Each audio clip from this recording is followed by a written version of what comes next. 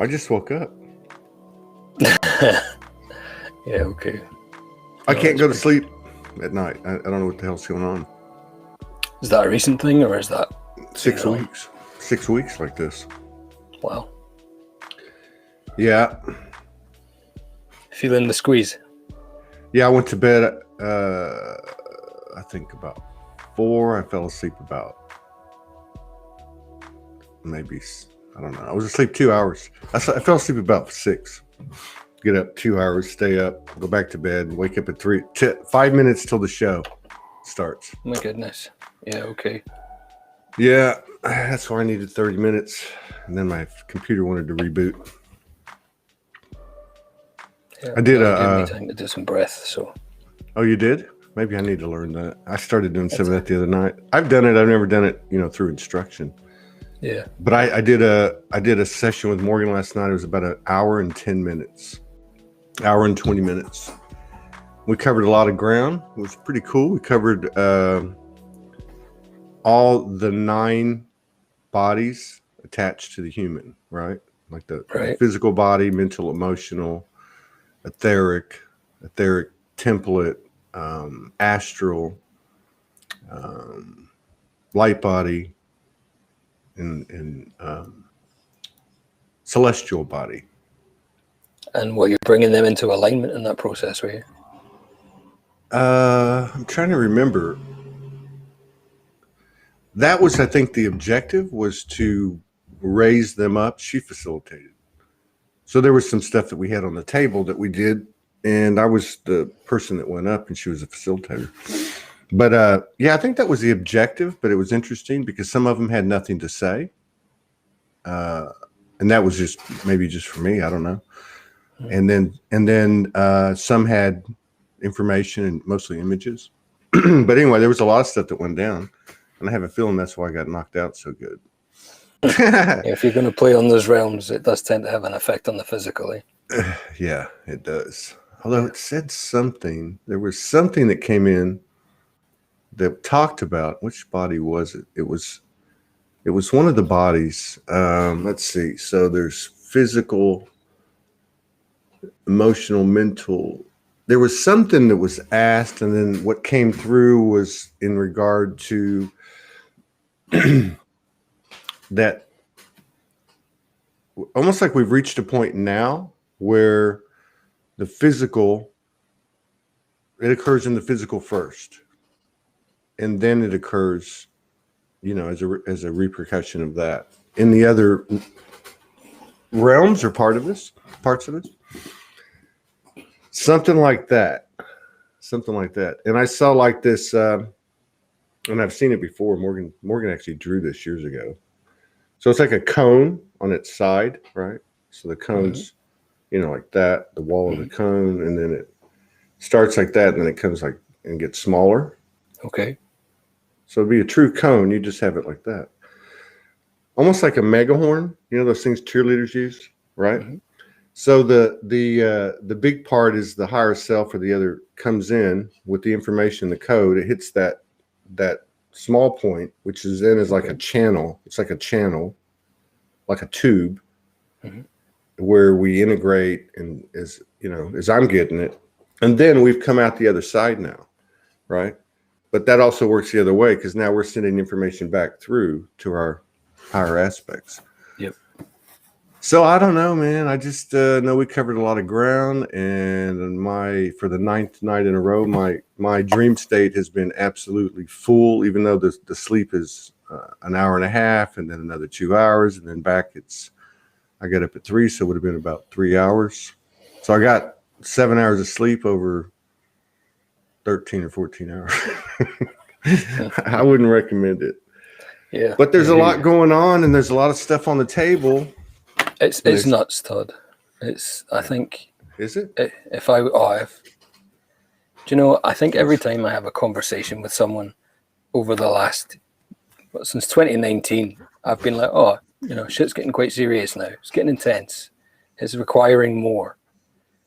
And then I said a week or two ago to one of my friends, I was like, this is like a degree over the last 4 weeks, the energy and the requirement to be present with it has been like a degree course.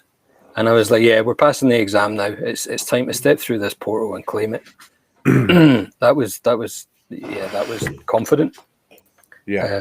The last 2 days that have been incredible. And it's interesting because I've been brought back to writing that I did in May.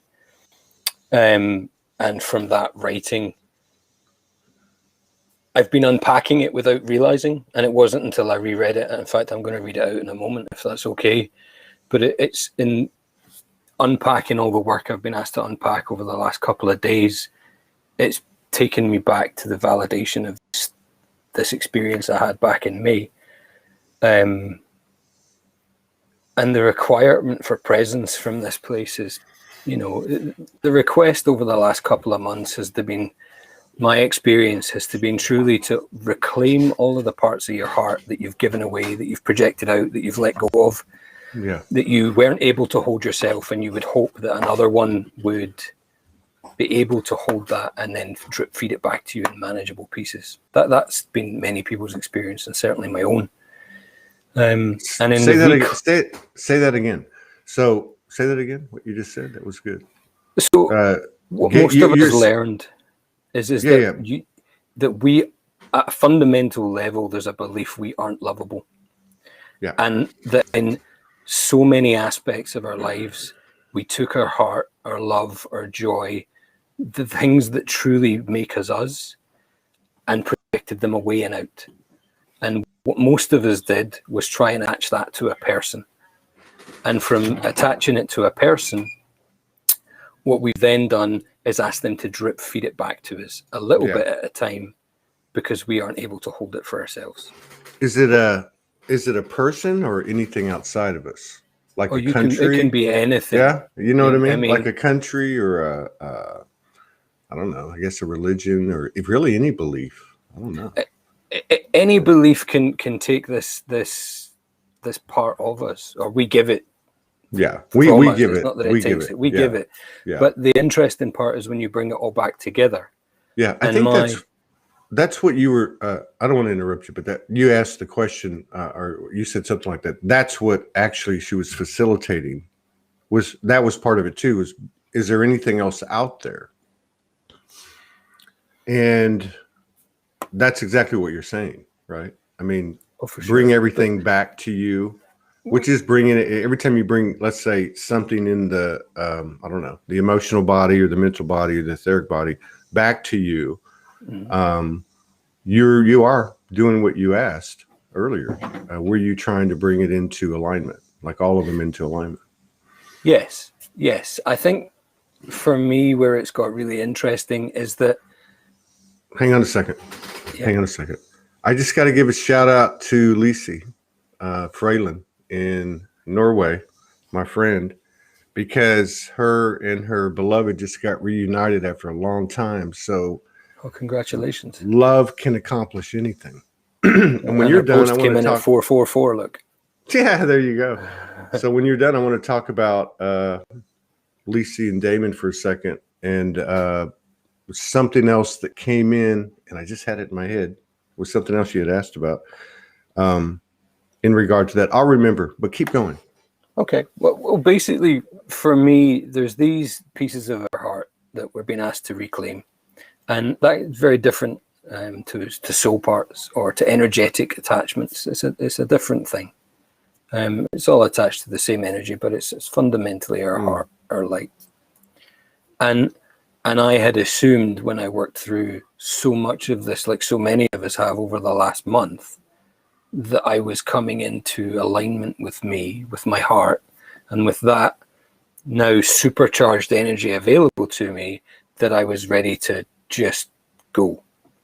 And then I was walked, not too subtly, from a reclaimed heart to what do I consider to be safety. And that, well, you see, that's the beautiful lie that many of us carry. That's what is safety. And the safe place that I thought I was And when I take it all the way back to different aspects of me, all the way down to childhood, safety to me looks like standing between two landmines. And that if you're stood between the two landmines, then you're safe. Not a comfortable place, not a mother's lap, not some warm, loving, traditional safe space. For me, just the lack of chaos, the lack of fear had been mistakenly labeled as safe. And then the invitation from that place was to once again not project it out onto a person, onto a place, onto a blankie. Yeah, not to project onto one of those minds so it blows up. Yeah, that too. But, you know, I love this metaphor that you're talking about. Because if you look at, let's just call it 0 point or the soul highway. You know, I wrote a piece a long time ago. I found the 0 point is no tightrope. It's miles and miles and miles wide. Mm-hmm. Okay. So as you were saying that, I thought, wow, he's right. You know, we're like walking this tightrope and there's all these mines everywhere and we don't want to go out and play. But what I think part of what we're realizing, there's no coincidences because this is part of what happened last night. Part of what we're realizing is that we've already been out there and we've been over there too. And we've blown up mines everywhere. And then we come back here and this space is bigger and bigger and bigger. Yep. So it's almost like we are gonna step on every one of those mines until we find out there's nothing to fear because we're still standing. And the stories that we've attached to those are the foundations of our personalities. And that, you know, we spend years doing the work to reclaim the energy, to reclaim the parts of us. But what we're actually doing, it's always been, you know, the analogy of not walking the circle, but heading inward, like peeling the onion, you know, going into the spiral. But at the core of that, the core wounding, which hilariously, again, I thought we'd all been walking towards in 2019, 2020. But the actual core wounding at the moment is presenting as the place that we built the foundation of where is our safe space and where is our heart. And from a place that isn't safe, we can't stand in our heart. And every part of the personality that we built on top of that is on top of a belief that fundamentally it ain't safe. So therefore, if you're in a non-comfortable silence, you're going to write a story in there, and that story will be, again, part of wherever you left aspects of your heart. Yeah. And yes. Yes. But a couple of things. Especially the last few weeks, and even like you said, the last 2 days. The level of transformation is so fast that it's almost irrelevant to talk about it, because by the time first of all, like you did with and I want to go back to what you did in May, which you got validated for now. Yeah, you were talking about, but like it's the things that come in, and when we embody them happens a little bit later. Right. And we're still trying to figure out what just happened. And it hasn't even fully integrated. You know, I mean, it's moving that fast. It's like every day. And what I'm trying to say is one of the things that you said is we put a lot of work into this, a whole lot of work, and there's still work being done. But I'm absolutely convinced that in the last few months, and certainly up to this day, it's become much more possible, really probable, that somebody can transform things that took weeks and months and even years for people that have been doing it. It can take them it can almost be instantaneous now. Yeah, I was going to say minutes. Yeah. But the again, taking a breath and allowing, because there's so much need to attach story to it, to attach an understanding. Whereas now, as you're saying with the conversation you're sharing with Morgan and that experience, the healing that you did there, it's coming through so instantly now that you're left in the physical trying to catch up to all these changes that are almost being done on your behalf. It's like the energetic work is being done, and we're having to allow all of these truths to come out and not try and suppress any of it, which is, with some of the stuff that's been invited up, it's not comfortable, way more so than any previous experience with shadow work or stuff that I've played in. Yeah. Well, it's more, there's more specificity to what comes up. Yep. Because we're drilling deeper and our perspective is higher. I mean, I remember part of the reason I can't sleep is because, well, I don't even know. I shouldn't even be saying that, but I think part of it is because I lay down,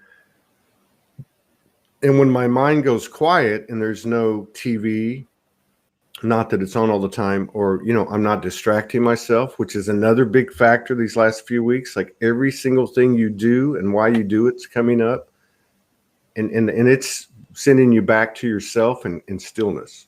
And that's the only way I can explain it. But I'm transitioning and feeling my way into it and recognizing it like everything else.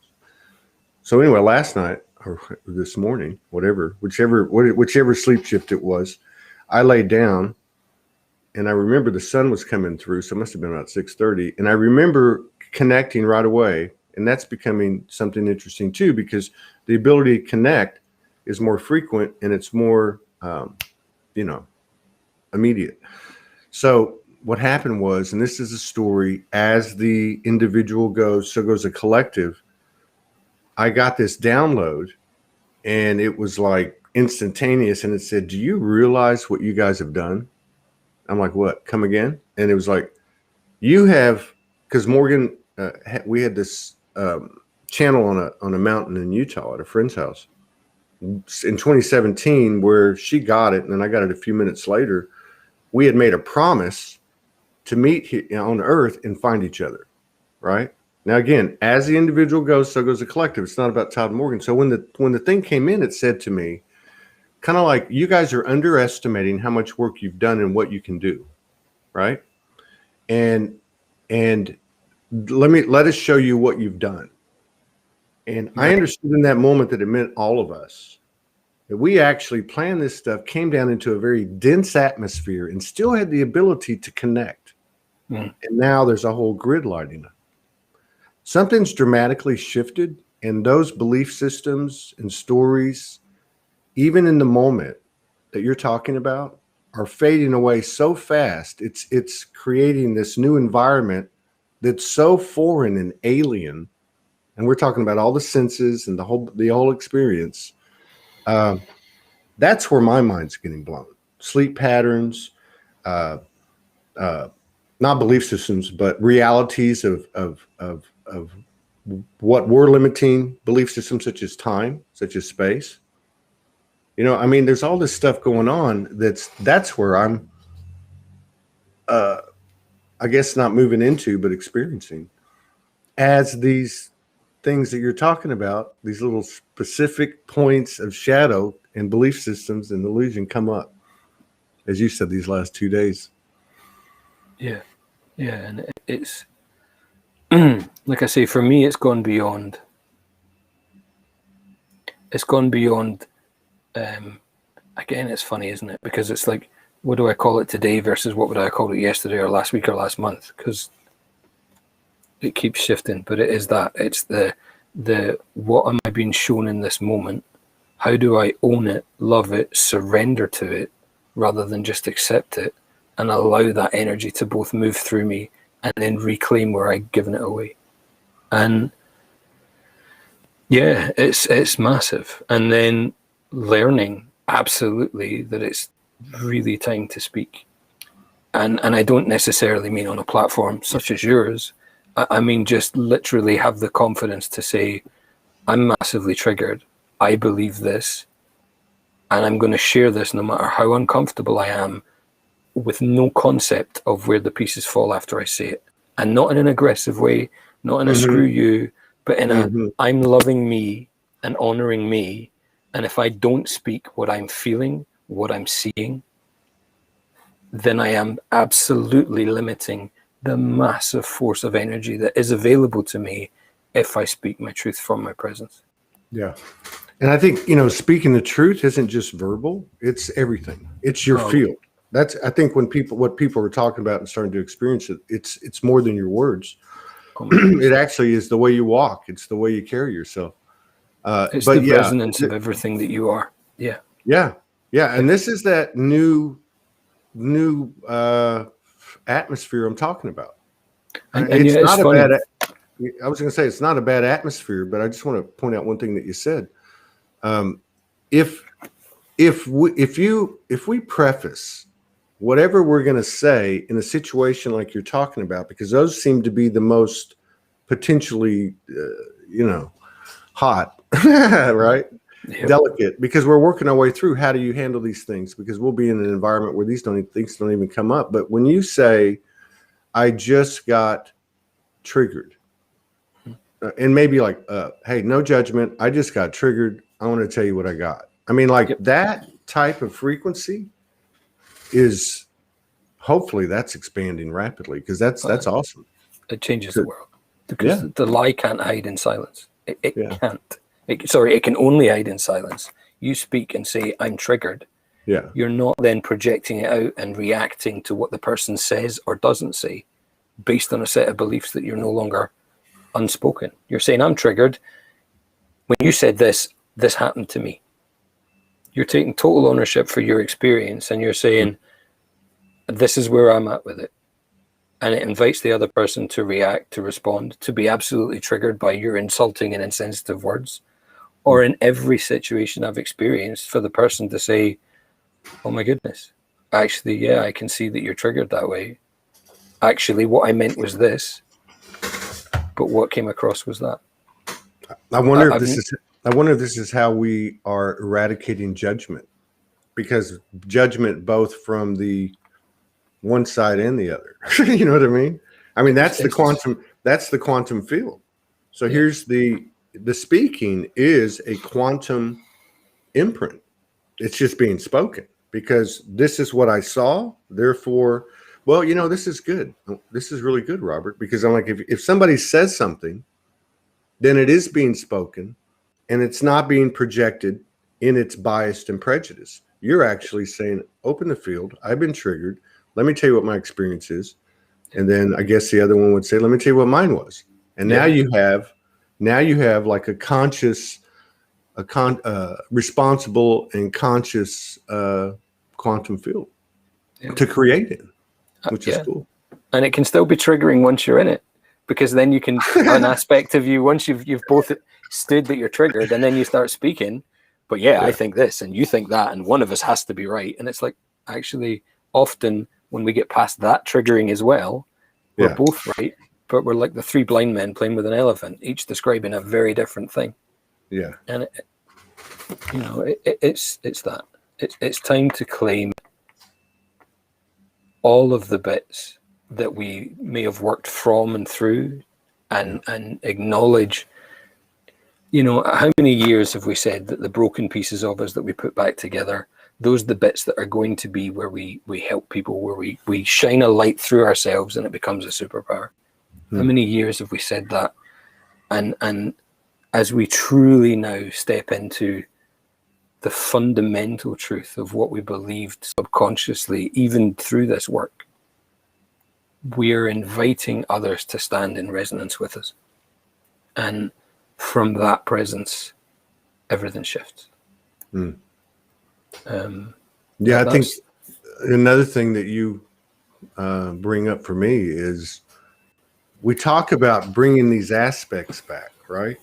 We talk about bringing all these pieces back, like from all your sexual partners through your life, or all trauma, participants in events of trauma that you were traumatized by. But listening to you, I just had this vision of me like grabbing all the mask I had out there, like, that's not me, that's not me, that's not me. Instead of it, I mean, there's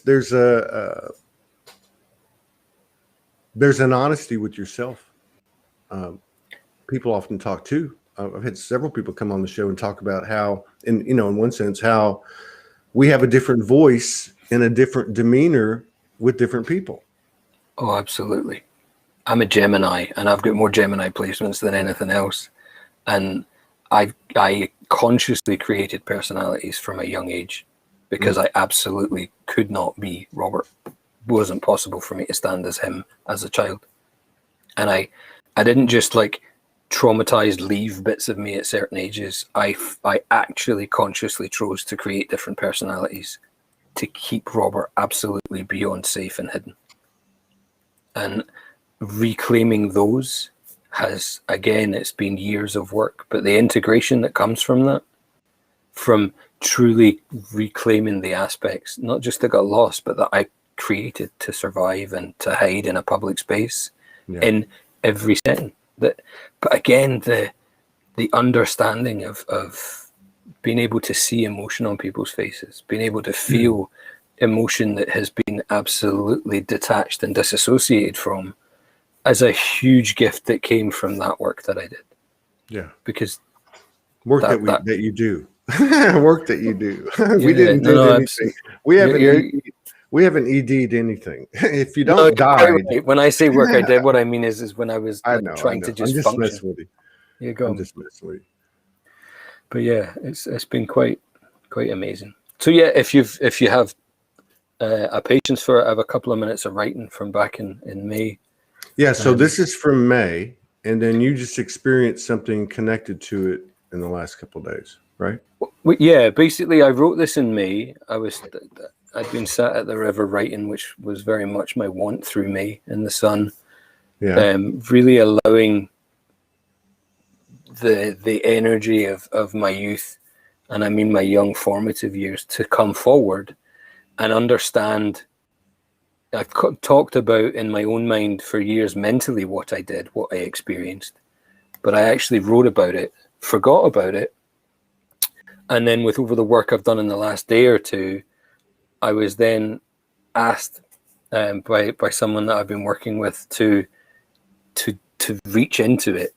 And I was like, oh, I've written about this before, remembering that I must have. And I found this, and it's like, yeah, this is not just where I come from. This is what I do.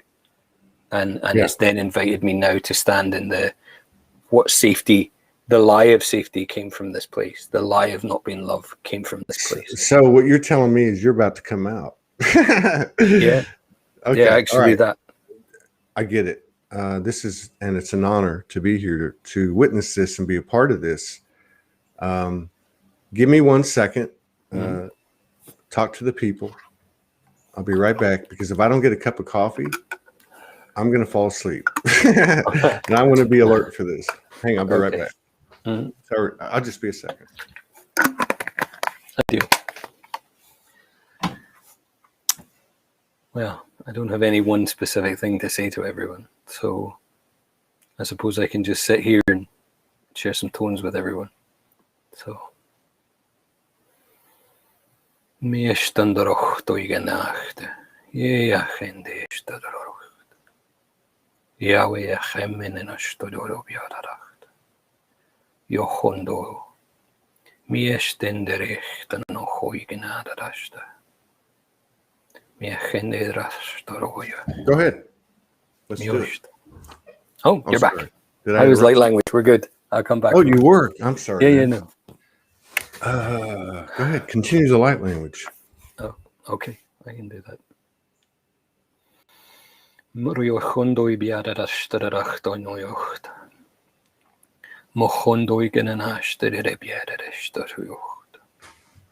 Yochondo biadaracht, Yahweh achemben en ishteraracht, Yobiadaracht. Nishterararoistach, Kanach, Yahweh achemben ishterararoist. Mishterarabiadaracht, Hanach.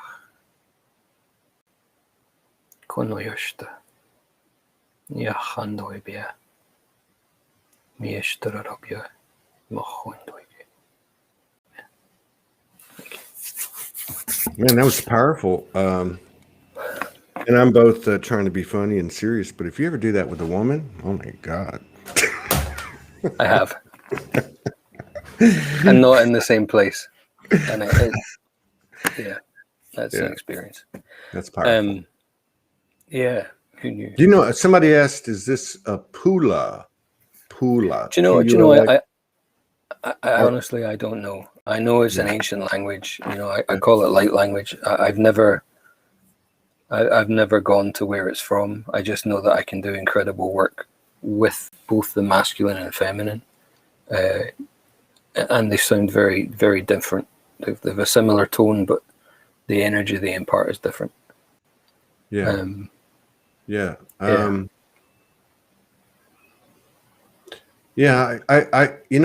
wonder about that too, because I know the last few weeks, I was telling Morgan this a couple nights ago, I just find myself doing, and I've done it before, but not like anything major, and I would call it more like an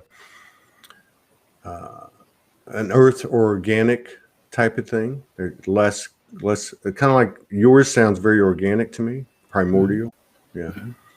And so you can work with the masculine or the feminine through this practice. So when you're done telling us and reading this and connecting the dots from what you wrote in May and what you've come to, maybe you could talk about how you actually utilize that, say specifically to a masculine, to a feminine, that type of thing. Is that cool? Absolutely. I've not looked at it in that way before, even though I do it. But yeah, I will be able to speak to it for sure. Right on. Yeah. So what you write in May? Let's hear this. Okay. How do you grow up as the son of a survivor of pre-verbal incestual abuse and rape? Fucking carefully, with hundreds, no thousands of very specific rules to follow so you don't become one of those bad men. Unfortunately, those rules numbered in the hundreds or thousands, and for each one created, I add a further dozen or more for each rule given to ensure I couldn't be seen, heard, caught looking, or even thinking in a way that would make people think I was bad. Bad was such a loose term. It covered everything and yet nothing. My entire life and its structure designed to prevent me becoming bad. But what is bad in the eyes of a baby, a toddler, a young boy, a teenager, or a man in his 20s, 30s, or 40s? That was the question I asked so many times every day. What is bad? And yet what I was really asking was, how do I live if what I'm afraid of is unspoken, unseen, unknown, and yet ever present as a threat? Not allowed to wear denim jeans until I was a teenager for fear that that's what bad boys or men wore. That's one example of an obvious rule, but there were thousands of others. What were they really designed to prevent? What were they designed to shape? And that is the crux of the matter. What were they designed to shape? Well, to start, they were designed to shape me, to shape my outward behavior and my thoughts that would in time shape my outward behavior as a man. Oh, and my choices, which again would impact how I was perceived and received by a dangerous world where I was being kept safe.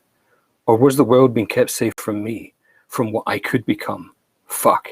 Right there, trapped, between safety and safety, a literal prison within the mind of a boy that would mature to become a man. I believe my mom was terrified I'd become a man, and yet she was so frustrated and so angry and resentful at the 20-something I became before her death, because I couldn't stand on my own. I was never able to relax, to make a decision that was free of fear.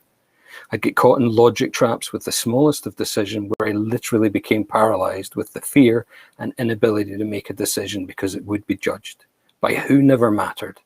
My perception of what my mom or dad thought, yes and no. Also, what literally anyone else would think and the judgment that that would bring, even if only in their perception of me. One aspect of me absolutely hated my mother, and yet was so enmeshed with her trauma that all I could feel was a grief and despair beyond words for and with her. Born an empath to a mother who, in her own words, had her soul fractured and shattered at an age where there was no core personality, no person yet formed, was my invitation to live as a man with the innate and deep emotional and spiritual understanding of what that abuse creates, destroys, and leaves behind. It leaves behind a person who is trapped in a body that doesn't fit, that doesn't house a safe space for their soul, It's not a disassociation where a person is trapped at the emotional age of, say, 7 or 12. Rather, it's a shell where the soul simply existed and in its place left reflections of the wonder of pre-verbal childhood with no core person to anchor into this world with or as. Sure, the person does survive. They may even get a job, get married, raise kids and appear as a productive member of society. They may. Or they may fall into abuse, drugs, alcohol, prostitution, or maybe even take their life. Most of us disassociate to various emotional ages in our lives, places where we got stuck, when some traumatic event took us out of our bodies and our development in that aspect became stuck. With life skills, psychology, counseling, or some kind of intervention, we often grow out of or release these disassociation to allow that part of us to reintegrate. On the spiritual path, we will be confronted with these disassociations on several occasions as the various parts are welcomed home within.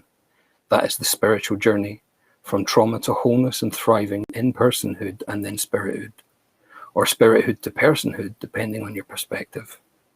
That is the goal, and that is the soul mission for many of us here, healing the fractures and then using those fractures we've poured so much love into as our superpowers to help others on their path. But that is not the path of the abuse of pre-verbal ancestral abuse, because there is no core person, no focus part that allows one on the journey to add to invite those parts back with or work through counseling or therapy, even spiritual intervention with the breast practitioners, the most patient partners, it's not going to be healed. They can't heal the person because the core person was missing. The survivor is left in a body searching their whole life for the thing that they know is missing, the fundamental part they don't have. How could they, before they are able to disconnect from the stars and the magic they are born into that surrounds and wraps them, where they begin and the universe doesn't end but is merged with? They experience a physical and emotional trauma so shocking, the spirit is ripped from the stars into a body that's experiencing unendurable and inexpressible trauma on all levels, and she is forced to leave, to go to the stars rather than stay in this unspeakable experience. And from that place, the spirit is away with the fairies, or out traveling the cosmos, anywhere safe and held in the magic realm, because the alternative in their pre-verbal state was unendurable. That is why when you're blessed enough to meet one of these survivors, you are likely going to walk away amazed and drained.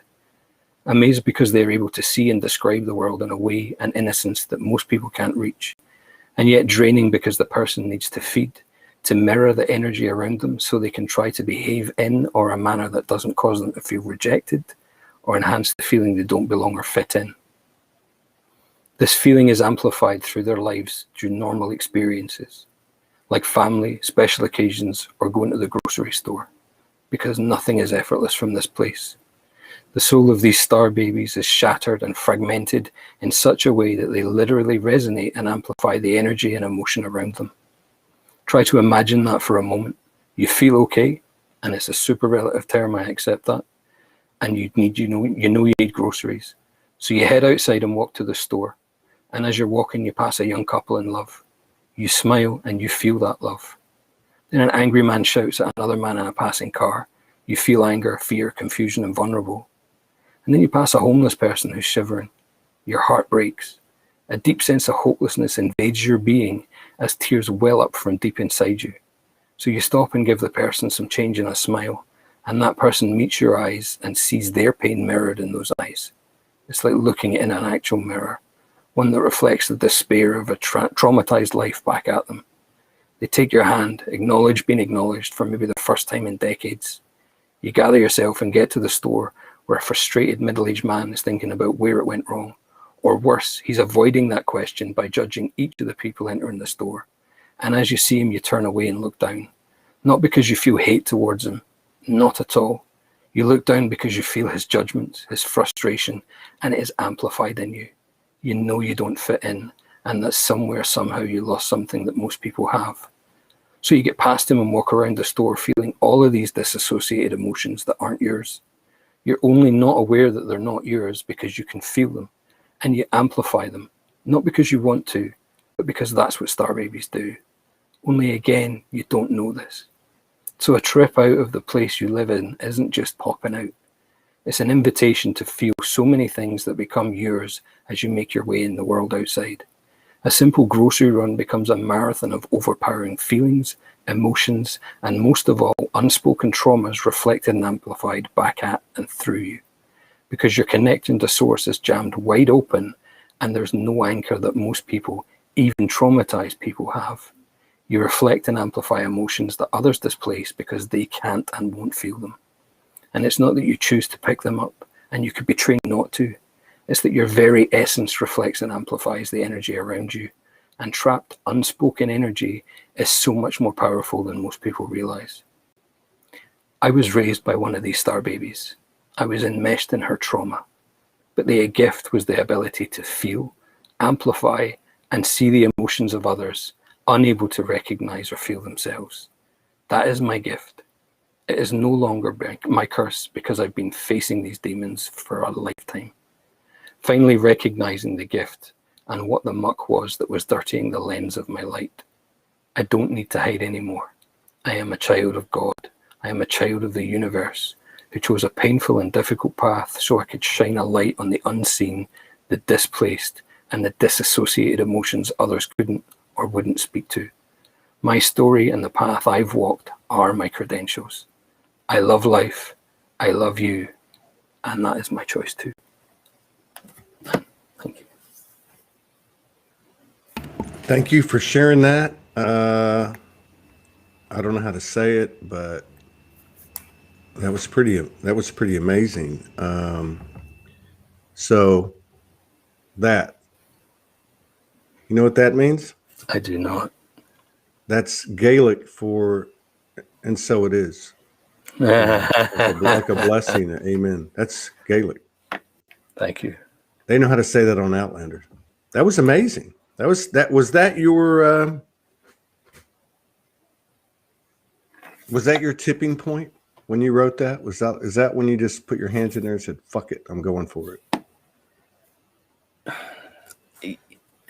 It was the first time I'd brought all of the separate bits together, Todd. I've been able to hide in any room for most of my life because I was afraid. And I learned at a very young age that if you hide in a corner, you'll be victimized. If you hide in the middle of that room, being loud, then you're more likely to get away with not being seen for the pain that you're in. But what that then led to was the ability to feel other people's emotions. And it took me to a place where I can see different emotional aspects literally walking across a person's face. And if there's an emotion that's displaced or stuck, I see it. I feel it. And when I wasn't consciously aware of this stuff, I would feel what the other person was feeling. And it's like insanity because you're just walking down the street and suddenly you're experiencing an entire different emotional event. And it's like, well, what is that? How is that? Why is that? And it's because there's a person who's displacing an emotion and you're jammed wide open to receive it. And as I've brought all of these disparate components and worked with them to heal them, and it's been the work of decades, I've learned to integrate these rather than being triggers and traumas, to being able to sit in a room, and I don't even need to be in the same room as someone to just experience physically where the emotions is moving or not. And when I wrote that stuff, it was like, yeah, like you say, okay, fuck it. I honor myself. So, listening to you, looking at your story and feeling into it, very much like some people that I look at that I consider to be very galactic. Morgan's one of them. Franco's one of them. He might not be a good example, but it's what you describe. I can just see like this starseed coming here, fresh, like not a lot of lives. You know what I mean? I mean, just fresh, pure, purely acquainted and very recently with the free flow of the universe. You come into an environment where you are an open channel, just like you've always been, because that's the way the universe operates. And yet you get thrown into a realm where there's all this seemingly external force, and I picture that as you describe that. It's in fact, the way you describe it, it's less of a, to me, this is just me, of a, and not that it's not, a very much a human rebirthing. But more than that, to me, listening to what you, the energy of, of what you wrote and read, is a starseed birth. That's the feel of it for me, and I would imagine that there's people that could relate to that. I feel much more organic, but I still can relate to that part of it. It's just not as much of my makeup in this consciousness at this point. Now, you said that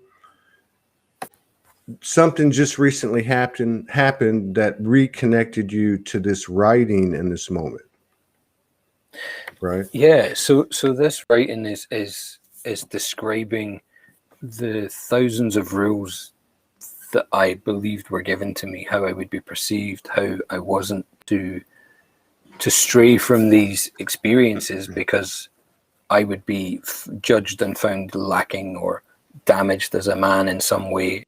And a man is at a fundamental level an absolute threat. That's the belief that has been handed down from generation to generation. And when I started doing the writing yesterday, and I was dismantling the what is safety, then I realized that all of the rules that I thought I'd worked through and healed, that they were on this foundation that's totally based on that writing. Yeah. And it's like the minds, or it's not two minds, that you're in between, but you're standing on a mind and the safety's each side of you. Like, you're just saying that the whole foundation of what you deconstructed the belief systems on is actually something that needs to be deconstructed too, right? Yes. Oh, absolutely. And that game changing. I like what you said about when you're a kid, and I felt right there with you, right? And it's probably because in that session, Morgan took me through asking these certain ages, and then when I go to bed, try to go to sleep, all of these ages came up again. Like 1, 2, 3. I could see my pictures from each year in school. It was in my head, when you take pictures. Yeah. I forgot what I was going to say. I got caught up in that. Go ahead. No, I was just. I forgot what. Oh, when we were a kid. I'm sorry. Thank you. Thank you, 3D memory. When you said you do everything as a kid, as time goes on, you do everything you do is to not be a bad person. That really hit home. As a kid, I remember that happening. Like, you can't do this. And I remember my parents and I guess other people saying, that's a bad person. That's a bad person, one way or the other. Oh, yeah. So I'm like going, wow. Because I woke up this morning going, I just it's the same energy. This point of where these rules are stupid. These mandates are stupid. These laws are stupid. These borders are stupid. And one of the belief systems, and you started out at the top of the show talking about what you said about basically externalizing, like looking for yourself through this mirror as opposed to the pieces that you left out there, kind of thing. Yeah. But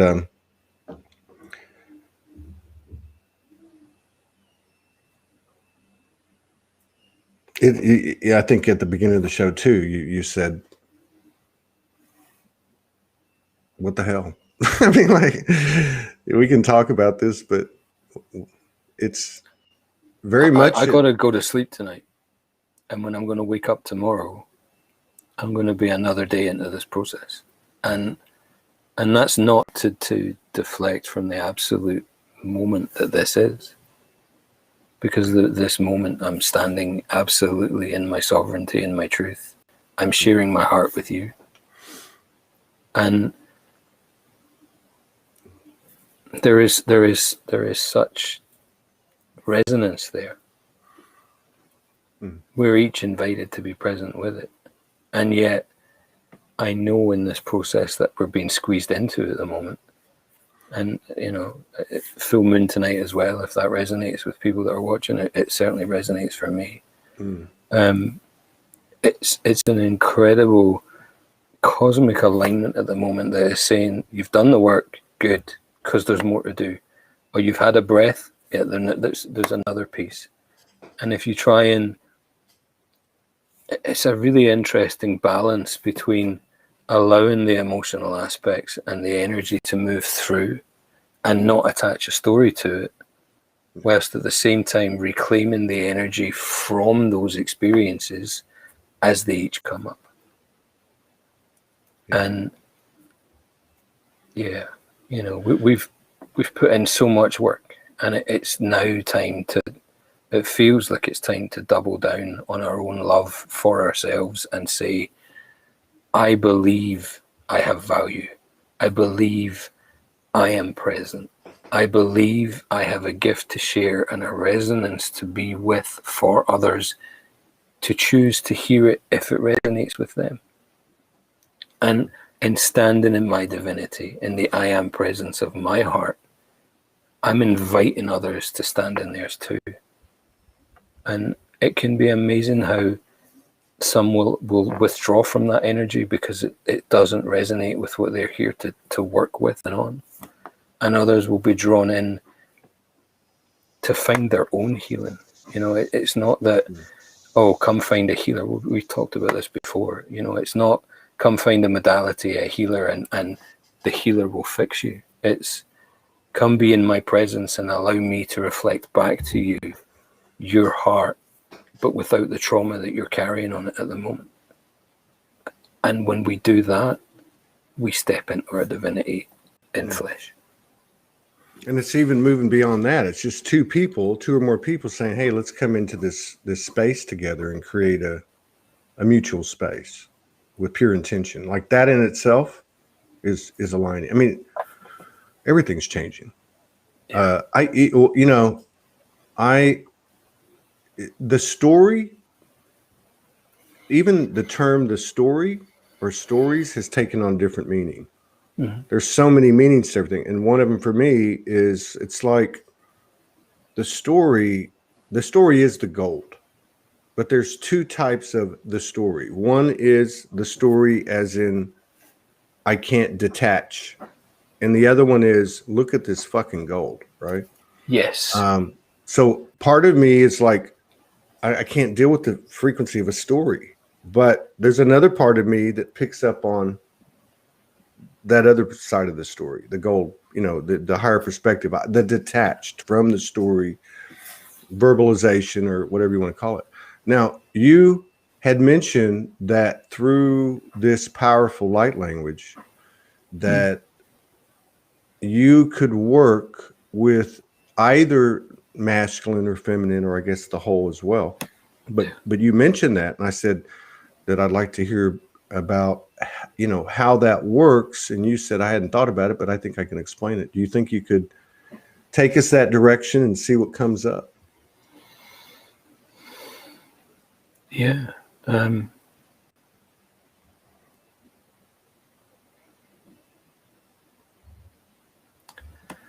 So a lot of the healing that I work with, especially with the disassociated energy with women, is around rape, incest, the lack of safety that comes from the theft of their being. Yeah. And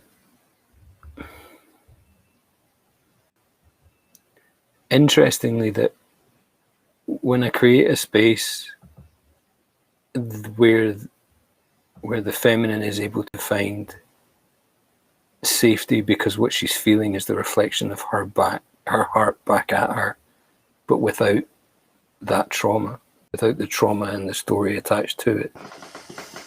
The safety that she's experiencing is herself. And when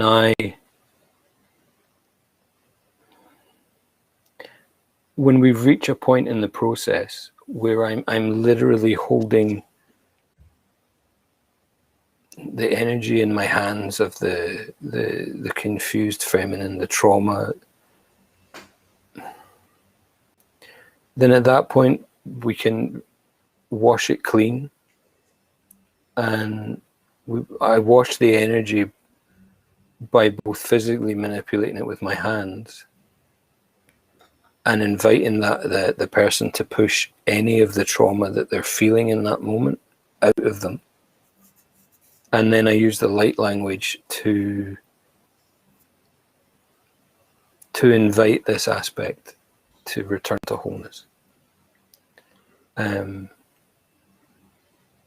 So for example, with a moment,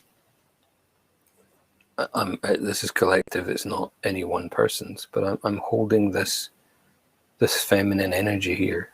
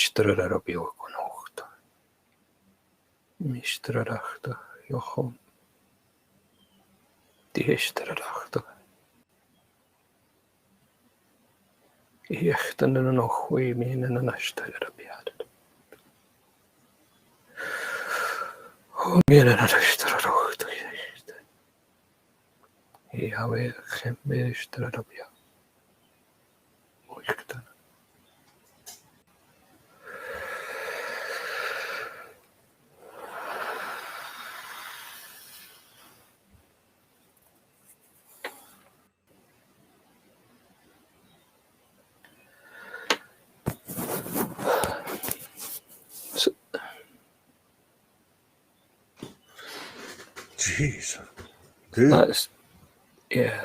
Let me. It's like you just took us through a, like running sprints on a basketball court, like 20 of them, and I got to come down.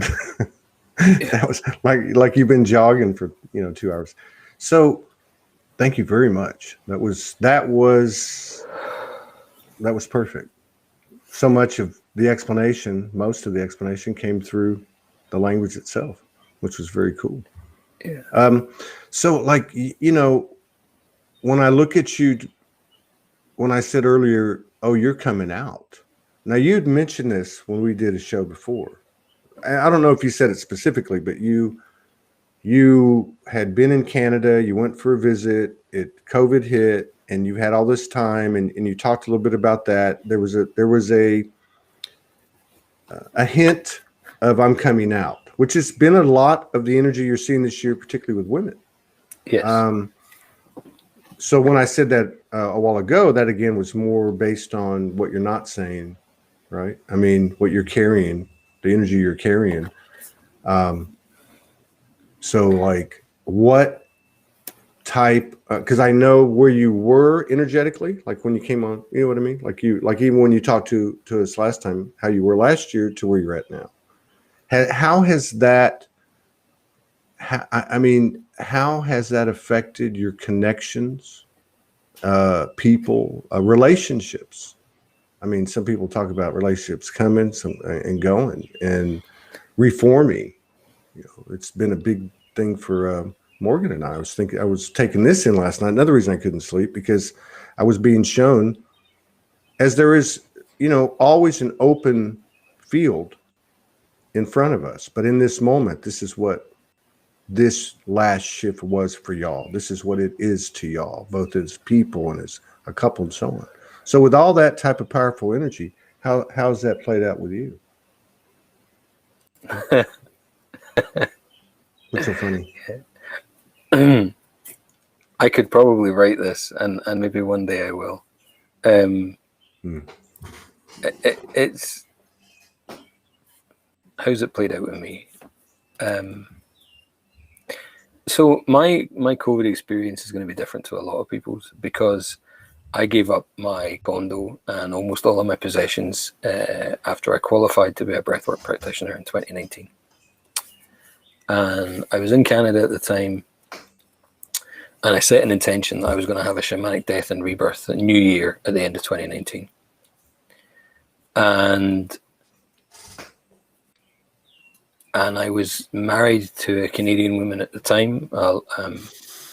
A lawyer had suggested we should get married to help with the immigration process. And then when we got married, and we may or may not have got married, it certainly sped up the process.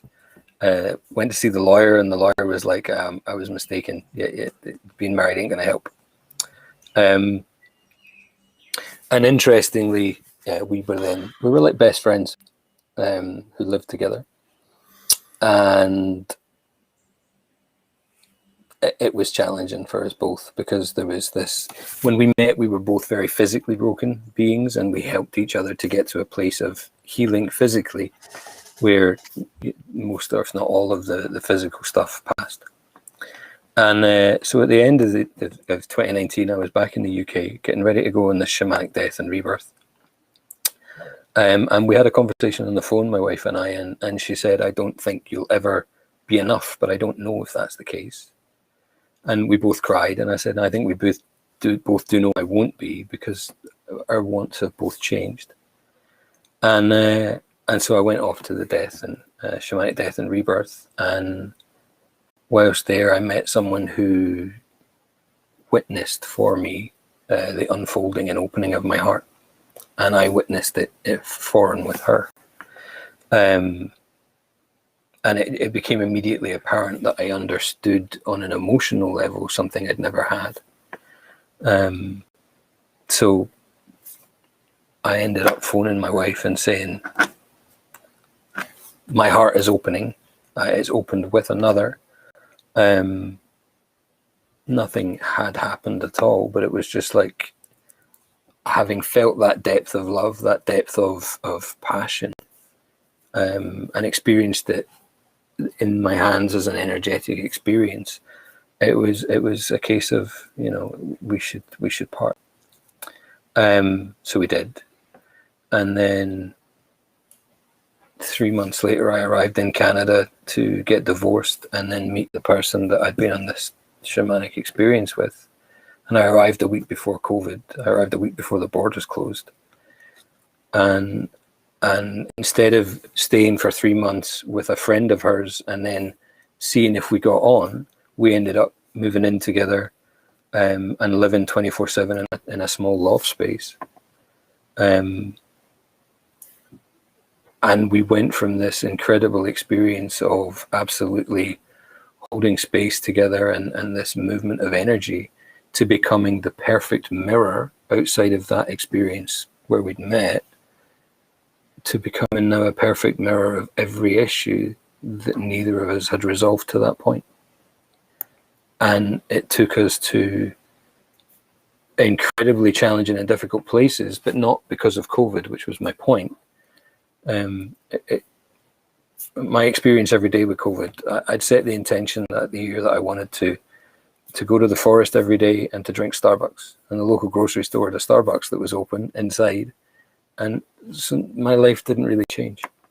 But what we did get to do was stand on top of both of our traumas and heal and grow. This part just happened? Well, I mean, that was 2020. Oh, that was all 2020. Well, yeah, it went from 3 months to 15 months. And then on the 1st of April, we had been standing in these mirrored experiences. And on the 1st of April, I got on a train and went to stay with one of my friends because I knew that we would become utterly enmeshed in each other's story. I was desperate to project all of the love I was at her. And she was having her experience, which was very much not that. Her own traumas had been triggered. So I came to London, Ontario, to stay with a friend. Uh-huh. That was 2021. 2021. Yeah. So you're still stuck. You're still they're in quarantine again, or something like that, aren't they? They're in a reduced quarantine, but this province is the longest lockdown in all of North America. So it's much better now than it was. You can now, since last week, dine in a restaurant or get a tattoo. But yeah, it's been interesting. But the interesting thing is that through this experience of being here, I felt this movement coming, and I was like, oh, I'm going to come to America. I'm going to see Todd and a couple other people, and then I realized I'd attached the real story to that, and it was another aspect of this needing to connect and rescue, and it's nothing more than my perception of myself. So when I let go of that need, I thought, oh, I'm going to head it back to the UK, and in the process of our last conversation, I ended up talking to somebody else, and we reached out, sharing, and from that we've done some incredible work over the last month, and it's invited more of this mirror work to be released. That sounds pretty deep. It's taken me to my core. It's asked me to stand in all of my divinity and not project any of it out, which is new for me. And it's. So you're going through all this. So obviously you went to Canada. I mean, there was a higher purpose, which you've found through this shamanic death, or I would say shamanic deaths. Oh yeah, no, I mean, there was a death and rebirth. And it just makes me wonder how, I mean, you're still not able to move freely.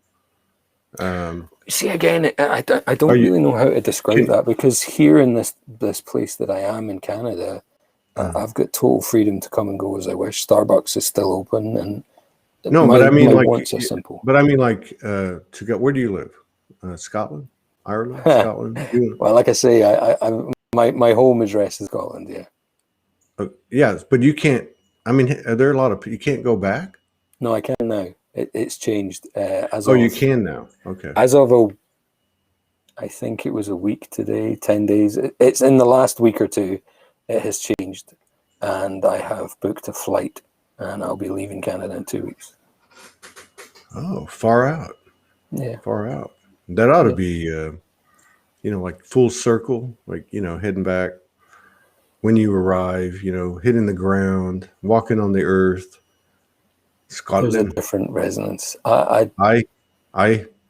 You'll have a different resonance as well. Yeah. Massively. So in regard back to the relationship thing, what does it mean to be taken to the core and not projecting? Or would it be more like taken to the core, explain that, and consciously projecting, I guess, would be another way to put it. I think that's what you're saying. Like I said the last time we spoke, Todd, from the harmonic convergence when I think I was 11. I was little. I've been asked in one aspect or another to either look at the emotional, the psychological, or the spiritual aspects of who I am. And I was definitely a traumatized child, and I carried that into my adulthood. And over the last 23 years, I have really, really put more and more and more attention each year on where my triggers and traumas are, standing at times in the center of those traumas, or addictions, and eventually finding my way through them. And with all of the other emotional work that I've been doing, I had reached a place where I really thought, I've done the work. Like, I'm ready to stand in my heart. I'm ready to share that with another. And I'm ready to have that love that I am reflected back at me through the eyes of the other, but it be my love. I thought that. But I obviously wasn't capable of it. It became so obvious through 2020 that was from a held space in a retreat center full of incredible people with massive energy. I could stand in that energy, but outside of that space, all of the bullshit that I still hadn't dealt with came up. And then over the last month, I don't even know if it's been a month. Yeah, a month, I would say, I have been invited to truly recognize at my core that there has been this need to project out.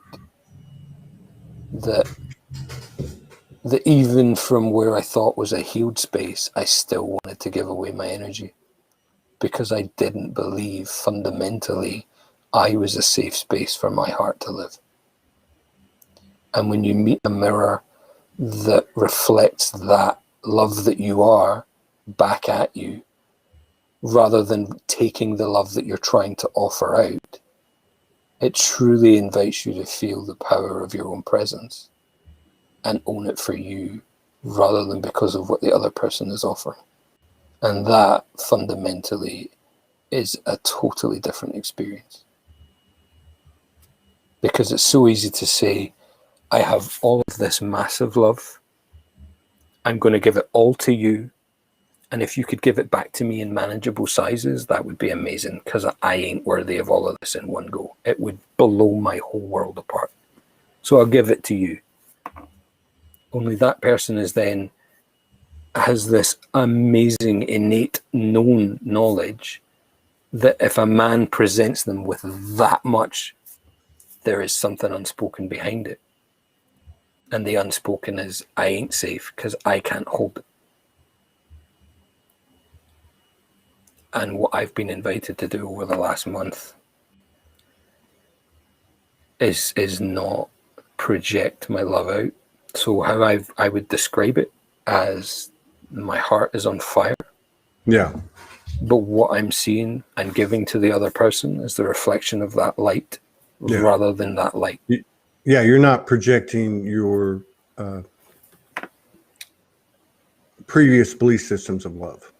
You're not projecting in the same pattern or behavior or habit, and you're not, and so you're letting the energy speak, right? I mean, you're, so to speak. I'm speaking metaphorically and not. Yeah, I mean, like, metaphorically, literally, it's the same language now. Yeah. So we got another show in 11 minutes, and I am not going to apologize for being 35 minutes late. That was part of the process throughout this off and on sleep this morning or day or whatever. Was I had incredible experiences of no space last night, period. Like they seemed like they went on for 20, 30 minutes. Was 3 or 4 of them that happened. And but one of the other things was my phone has been acting up and it's about dead. And so I set my alarm knowing that I have these intermittent sleep patterns, so I won't miss anything. This is like the 3rd time I woke up 5 minutes before a late show. And but what happened was my phone went out, so the alarm didn't go off. And I actually noticed that, let's say, an hour before, right? And I just was I was in that state, so I just said, you know what? I'm not going to worry about time. And to wake up 4 minutes before, and yeah, I'm late. But my point is, I think a lot of this stuff is fading away as we allow it to. And a lot of what you talk about is you know, like you said, the first part of the show, pulling these aspects back in, pulling these masks back in, claiming your true identity or your true nature. So are you excited to be going to Scotland? I would be, but I'm not going to Scotland. Oh, you're not going to Scotland? No, I'm going to Ireland first. You're going to Ireland? Yeah. Aye? Yes. Yeah. ¿Qué quieres, Roberto? Yeah. See, I don't speak the local dialect, but that's that's Spanish. Oh well, I definitely don't speak that dialect. My weak attempt. So you got called to Ireland? You've been there before? Never. You going like to the tour or something? No, I'm following my heart out there to see what lands. So I have no idea what that looks like. But so that's in 2 weeks. Well, it sounds pretty. It sounds pretty juicy to me. But Let's schedule a show for 2 weeks and 2 days. I wish you the best, man. The best is coming for you. The best is here for you and everybody else. Everybody Wang Chung, because I mean it's game on. More than game on. I mean, everything you're talking about, I mean, as the individual goes, so goes the collective. Everyone's in deep stuff. Yeah. And the programming is dropping and dropping and dropping and dropping. And all the narratives are falling flat on their face. And I love you, brother. We'll be back in 8 minutes with who's coming on? I don't even know who's coming on. Melina Ferguson. All right, so that'll be cool. So we'll see y'all in 7 or 8 minutes. Robert, I don't know what to say. I can feel your excitement and your grace and your reverence for what you've created and who you are and where you're at, and may that be the same frequency that we all experience within ourselves, our own peace, power, protection. Big ass love. Yeah, big love. It's happening. All right, so thank you, Robert, and I guess we'll talk when you decide. Yeah, right? You want to do that, huh? Maybe 3. So you're willing to put it out there. I guess you can always cancel. Who knows? I mean, you might get to Ireland and not come up for air for like 2 or 3 weeks. You gotta self-isolate for a few days at least. There you go. All right, brother. Peace out. See y'all in about 10 minutes. All right.